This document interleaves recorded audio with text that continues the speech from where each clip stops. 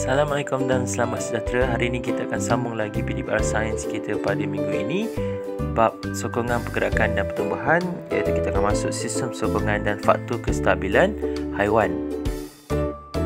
Baik, kita teruskan untuk dalam perbincangan kita berkaitan dengan sistem sokongan dengan faktor kestabilan haiwan. Baik, cuba kita lihat gambar. Yang pertama zirafah dan yang kedua adalah buaya. Okey, pada pendapat anda, kalau awak tengok yang mana yang lebih stabil, apakah faktor yang mempengaruhi kestabilan? Baik, kestabilan suatu haiwan berbeza mengikut titik keseimbangan pada sistem sokongan haiwan tersebut. Pusat graviti memainkan peranan penting dalam melihat keseimbangan sesuatu objek ataupun haiwan. Pusat graviti merujuk pada titik keseimbangan suatu sistem atau sokongan, dan titik keseimbangan ialah titik keseluruhan berat badan sistem sokongan atau objek bertindak mengimbangi kedudukan sistem sokongan atau objek. Yang mana kita dapat lihat objek di sini di mana kedudukan pusat graviti dan titik keseimbangan. Jadi kita tengok di mana pusat graviti haiwan di bawah. Yang pertama zirafah dan yang kedua buaya. Okey, kalau awak dapat lihat di sini kita tandakan di mana pusat gravitinya. Okey, dan kita dapat lihat kedudukan pusat graviti zirafah lebih tinggi berbanding dengan buaya. Baik, oleh itu mari kita lihat faktor yang mempengaruhi kestabilan.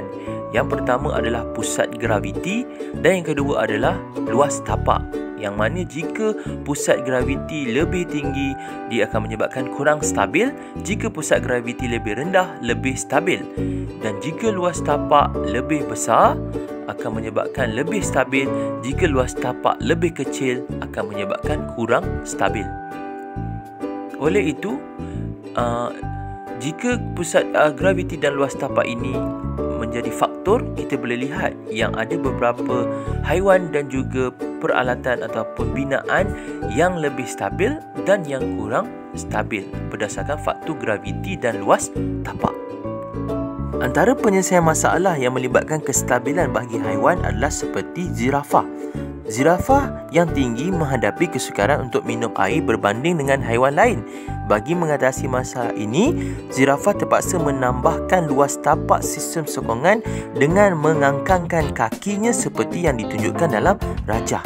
Tindakan ini dapat merendahkan pusat graviti zirafah supaya tidak mudah tumbang.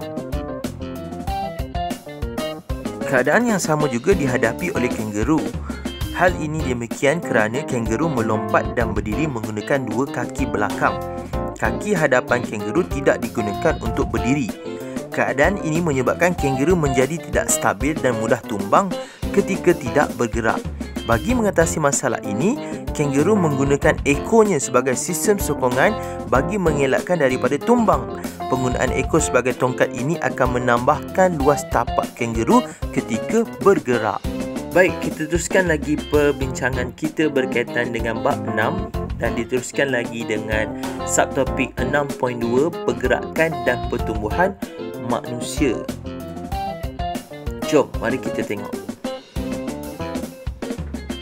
Baik, sistem rangka dan otot membolehkan manusia bergerak.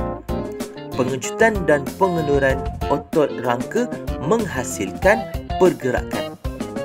Otot rangka bertindak secara berpasangan dan berlawanan antara satu sama lain.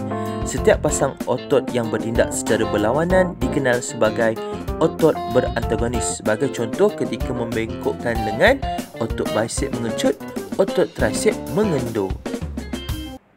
Baik, kita teruskan lagi dengan fungsi sendi dan otot dalam pergerakan. Apa itu sendi? Sendi ialah tempat pertemuan antara dua atau lebih tulang. Sendi bergerak merupakan sendi yang membenarkan anggota badan bergerak. Contohnya seperti sendi engsel pada siku. Sendi tak bergerak adalah sendi yang tidak membenarkan anggota bergerak. Contohnya seperti sendi pada tengkorak. Baik, seterusnya kita akan lihat fungsi cecair sinovial, rawan dan tendon pada sendi. Cecair sinovial berfungsi untuk melicinkan dan membekalkan nutrien kepada rawan.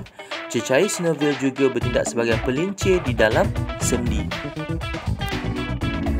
Baik, seterusnya rawan atau tulang rawan bertindak sebagai cushion dan pelindung terhadap sendi. Rawan berfungsi untuk mengurangkan geseran. Seterusnya adalah tendon. Tendon ialah tisu penghubung yang menyambungkan otot kepada tulang. Tendon terdiri pada gabungan gentian yang bersifat kuat dan tidak kenyal. Daya pengurutan otot akan dipindahkan ke tulang melalui tendon.